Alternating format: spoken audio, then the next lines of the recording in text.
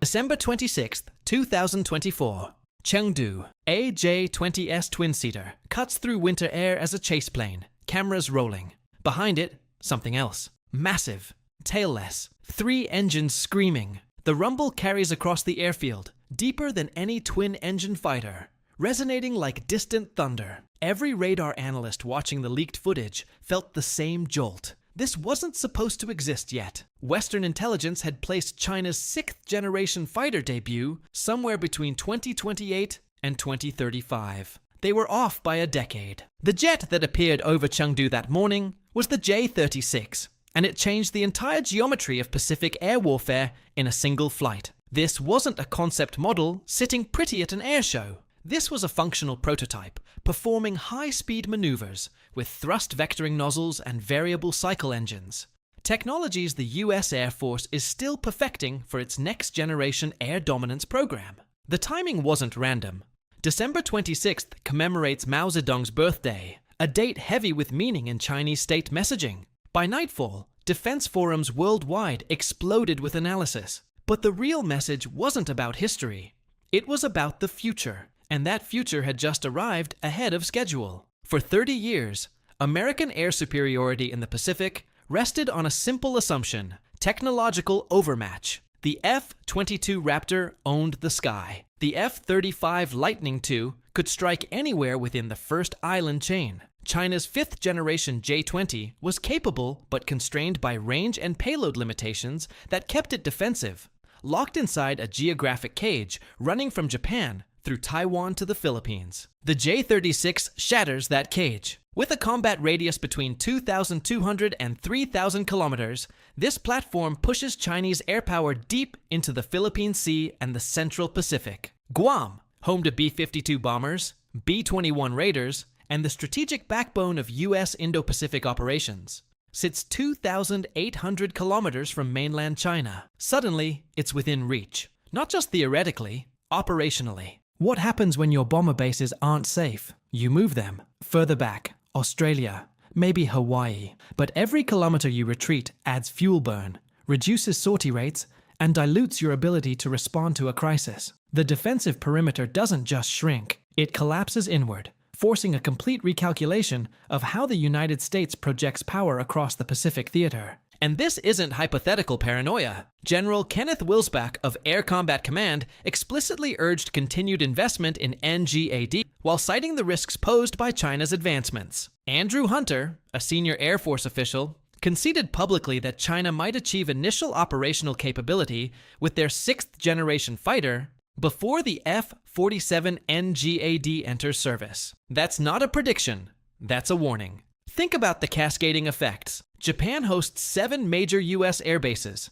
South Korea has 2. All of them now sit within the J-36's strike envelope. Taiwan's entire air defense network suddenly faces a platform that can launch long-range missiles from beyond interceptor reach. The first island chain wasn't just a defensive line. It was a psychological barrier. And now it's permeable. Let's talk about the beast itself, because the first thing that hits you when you examine the J-36 is the sheer scale. This isn't a nimble dogfighter, it's a strategic weapon with wings. Aviation analyst Bill Sweetman estimates the length at somewhere between 22 and 26 meters, roughly 72 to 75 feet. For context, the J-20, which already qualifies as a large fighter, measures just 20.3 meters. The wingspan stretches 19 to 20 meters, with approximately 200 square meters of wing area, and that tailless double delta configuration accomplishes what most stealth designers spend years chasing: a dramatically reduced radar cross-section,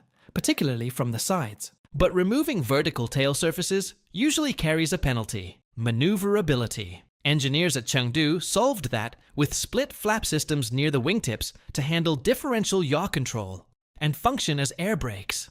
Elegant, brutal, effective. The fuselage tells you everything about the mission. A broad nose paired with a large canopy suggests side-by-side seating for a pilot and a weapons system officer, mirroring platforms like the F-111 or the Russian Su-34. This setup screams long duration, complex missions where splitting the cognitive workload isn't optional. It's survival. Now the engine trinity. 3 engines, not 2. Two carrette-shaped inlets feed engines mounted on the sides of the fuselage under the wings, while a third sits dorsally, drawing air through an inlet behind the cockpit. This arrangement isn't about raw power alone. It's about operational flexibility. Dr. Wang Haifeng, the chief designer at Chengdu Aircraft Corporation, built his design philosophy around balancing deep penetration with high maneuverability. To accomplish that balance, the J-36 reportedly relies on variable cycle engines. VCES solve aviation's oldest problem. You typically have to choose between speed and range, and you can't have both. These engines operate in different modes. Turbojet configuration for high-speed supersonic dashes, high bypass turbofan mode for fuel-efficient cruising. That combination fundamentally changes what an aircraft can accomplish. The exhaust design demonstrates equal sophistication. Nozzles positioned over the rear fuselage shield, the heat signature from ground-based infrared sensors, a trait borrowed from the American YF-23 Black Widow II prototype. The second prototype, spotted in October 2025, appeared to feature thrust vectoring nozzles, letting this massive airframe perform maneuvers that defy its size.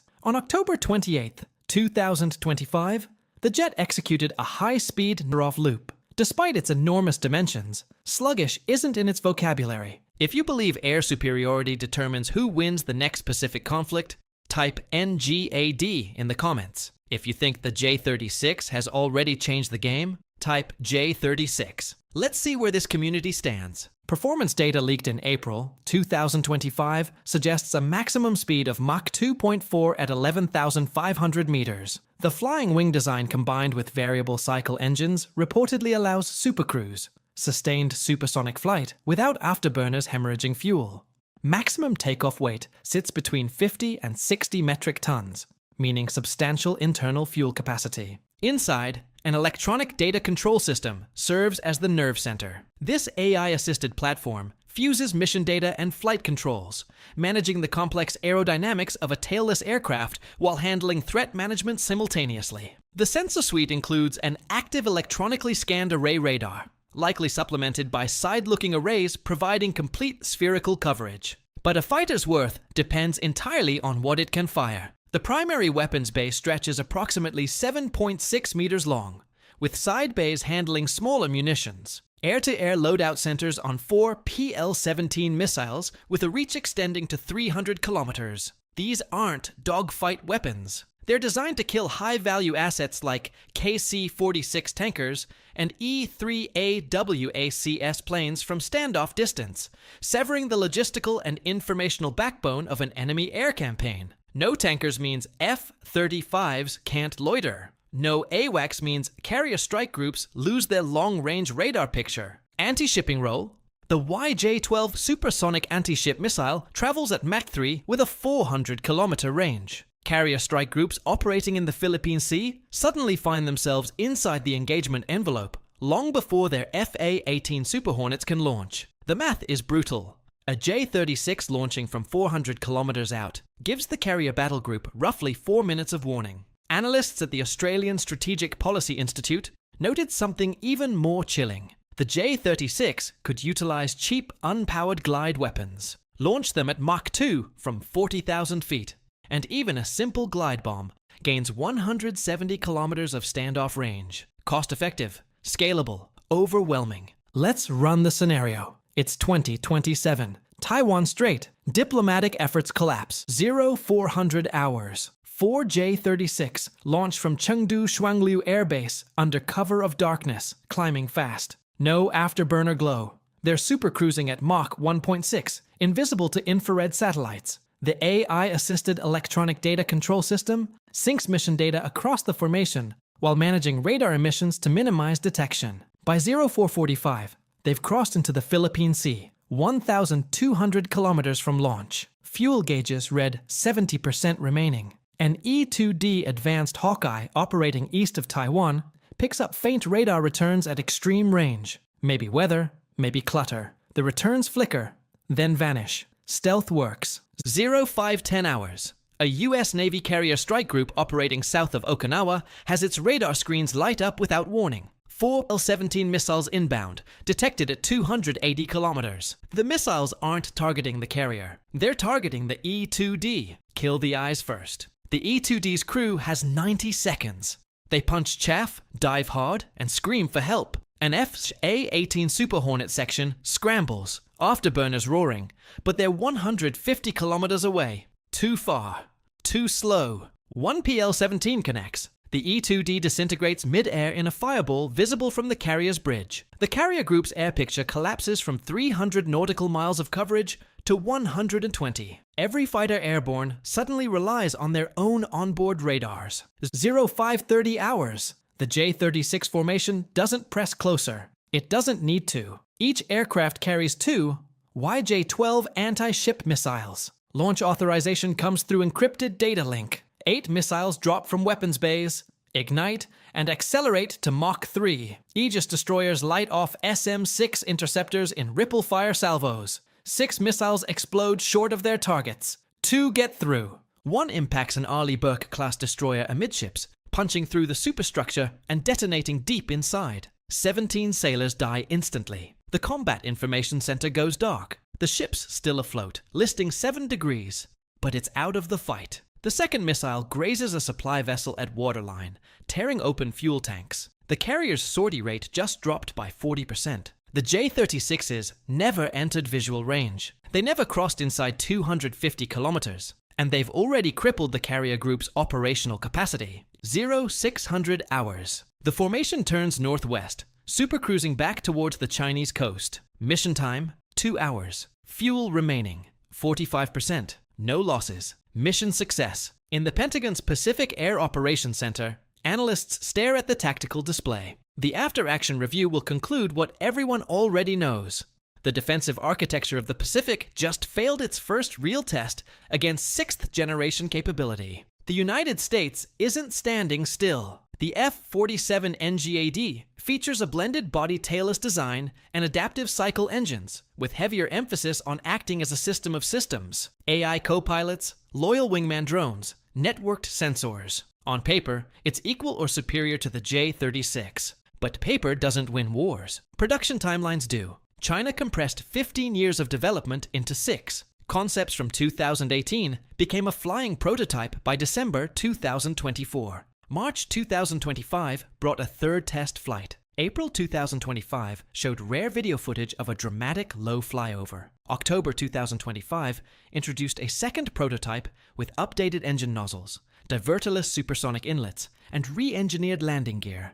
Flight trials continue as of November 2025. The F-47 NGAD still refining requirements, still debating whether $300 million per aircraft is sustainable, still years from initial operational capability, with optimistic estimates pointing to 2030. Former Air Force Secretary Frank Kendall stated publicly that the J-36's emergence was expected and didn't alter NGAD's trajectory. That's the official line. But General Wilsbach's urgent calls for continued investment tell a different story. Andrew Hunter's admission that China might field 6th-generation capability first tells an even clearer one. Timing matters. The nation that fields a functional, operationally deployed 6th-generation fighter first doesn't just gain an advantage. It defines the terms of engagement for the next decade. Every ally, every adversary, every fence-sitter watches to see who crosses the finish line first. And right now, China's leading the sprint. The J-36 represents far more than just another airframe. It represents a fundamental shift in the strategic map of the Pacific. This platform operates at ranges and speeds that challenge the entire defensive architecture built over 70 years of American air superiority. Guam isn't safe. Okinawa isn't safe. Even Andersen Air Force Base sits inside the J-36's operational envelope. The second island chain, the defensive line running through Japan, Guam, and Australia, no longer functions as a sanctuary. It's contested airspace now. Questions remain. Sensor fusion maturity, tri-jet engine reliability, pilot training pipelines. But the physical reality cannot be disputed. In 6 years, the J-36 went from pre-research concept to a flying prototype executing high-performance maneuvers that rivals the most advanced projects in the Western world. Whether it emerges as a true air dominance fighter or a long-range interceptor optimized for anti-access area denial, the message is crystal clear. The monopoly on next-generation air power is over. The technological gap that defined American military superiority for 3 decades has closed. And the race to control the Pacific sky? It's already started. Next time, inside the F-47 NGAD program, the American answer. Or is it too late?